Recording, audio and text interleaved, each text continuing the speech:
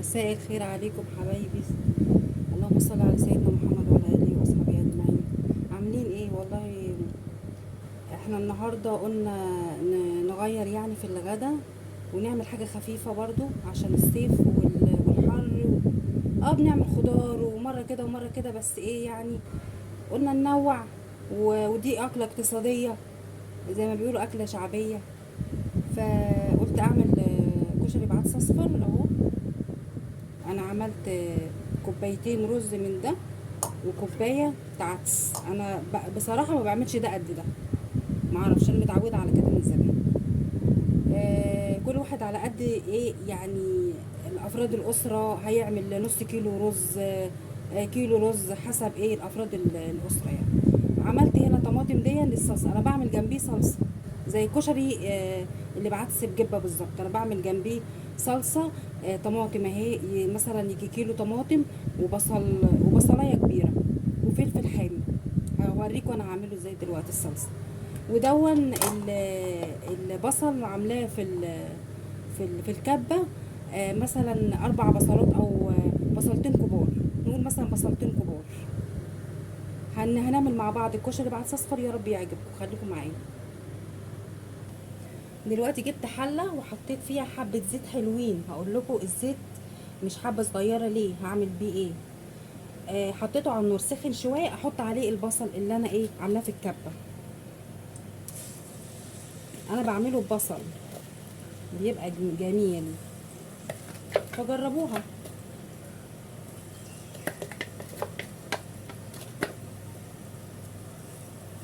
هنحط بقى البصل كله ونسيبه على النار ونوطي عليه، مش هيحصل له اي حاجه، ما تخافوش يعني. نحط عليه حبه ملح صغيرين عشان الريحه.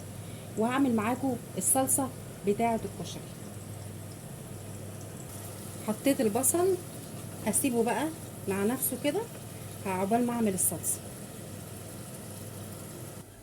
دلوقتي جبت شفشق الخلاط، هحط كل المكونات اللي انا عملتها، الطماطم مع البصل مع الفلفل، وهحط توم وهحط توابل، هوريكم كله مع بعضه. ما اقولكوش على الريحه والطعم، جربوها. بعملها من فتره يعني. انا بعمل الكشري بعدس اصفر كده. دي اكله اقتصاديه ويوم ويعدي. حط حبه ميه. هضرب الحاجات، المكونات اللي قلت لكم عليها في الخلاط اهو.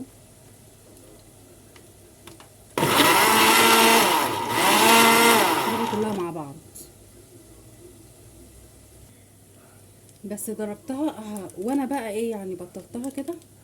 احط مرقه دجاج وهضربه تاني بقى، احط التوابل واضربه تاني.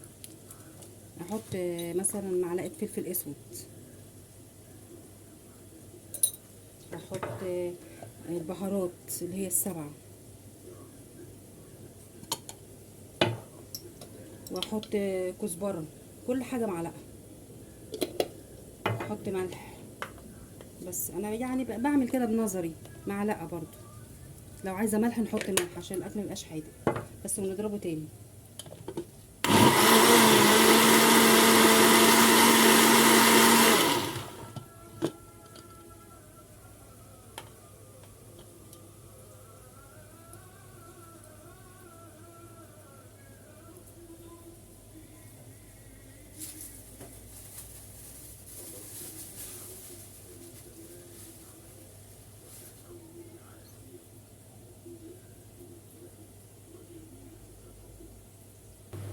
حطيت التوابل كلها من كل حاجه معلقه، وحطيت معلقه توم وكل حاجه اهو. وهوريكم بقى هنعمل ايه. وطبعا البصل على النار الناحيه التانية، مع يعني انا موطيه عليه عقبال ما اخلص ده عشان ما يتحرقش.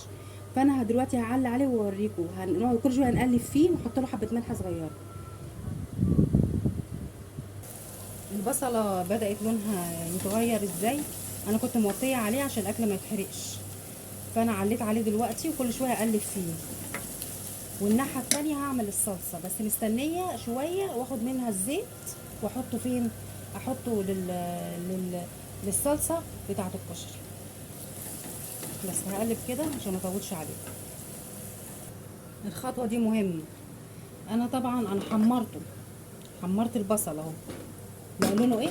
نعمل ايه بقى؟ هنشيل نصه نصفيه حلو كده ونحطه في طبق،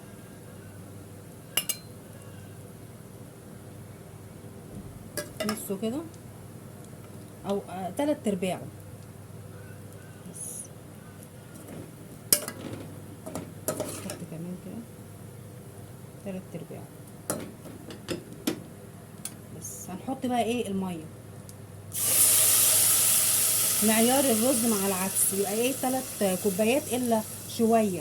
انا ما بحطش بالمعيار بالظبط لاني العدس ما بياخدش سوا، فبيستوي بسرعه عن الرز، فلو زودته في الميه هيتعجن. فانا حاطه 3 كوبايات من دي عدس على رز، هحط الا ربع كوبايه، 3 كوبايات الا ربع. ادي 2 الا ربع اهو. هنحط بقى التوابل بتاعتنا اللي هي ايه، هنحط مرقه دجاج، وهنحط فلفل اسود وكزبره وكمون و... وايه تاني، وشطه لا، وحبه ملح. وخلي بالكوا انا حاطه على البصل ملح. انا نقصت زيت من هنا قبل ما احط الميه، حطيته في الحله بتاعه الصلصه. فانا هحط بقى التوابل اهي. لازم نهرسها مرقه الدجاج عشان بتبقى طعمها وحش في الاكل وهي كده بحالها. هنحط الملح بالكمون، انا مسمياه بدق، الملح بالكمون بالكزبره. حط حبه حلوين بيبقى طعمه حلو. حطينا بهارات، حط حبه بهارات تاني. محطيناش بهارات، معلقه بهارات بس. انا كنت حاطه ملح بس تغلي بقى، والرز والعدس هنغسله واحطه. قربت تغلي، غليت، احط بقى ايه الرز بالعدس، طبعا متقلبين مع بعض، متقلبين مع بعض واحنا بنغسله.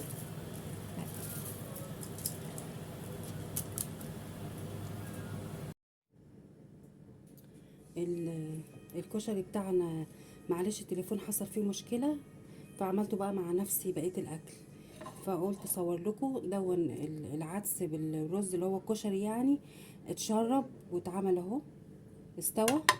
ودي الصلصه انا ضربتها في الخلاط زي ما انتم شايفين، الصلصه اللي هي الطماطم والبصل والفلفل والتوابل وال وايه تاني، والملح، التوابل والملح والبصل والفلفل ده كله والثوم، ضربتهم في الخلاط. حطيت، جبت حبه زيت من بتوع البصل اللي انا حمرت فيه البصل وحطيته في الحله، وحطيت حبه زيت، هو فيه زيت طبعا.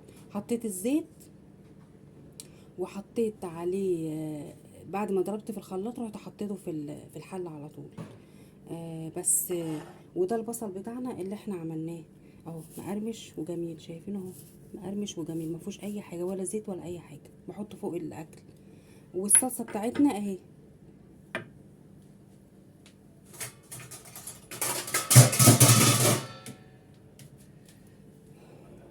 والصلصه اهي تقيله اهي وجميله. اعملوها زي ما انا عملتها كده وجربوها وقولوا لي، وبالهنا والشفا. هشوف مشكله التليفون بقى وادعوا لي ربنا يكرمني. يلا يلا، السلام عليكم، اشوفكم ان شاء الله في اكله جديده. واوعوا تنسوا الاشتراك في القناه ولايك، وادعوا لي من قلبكم. السلام عليكم.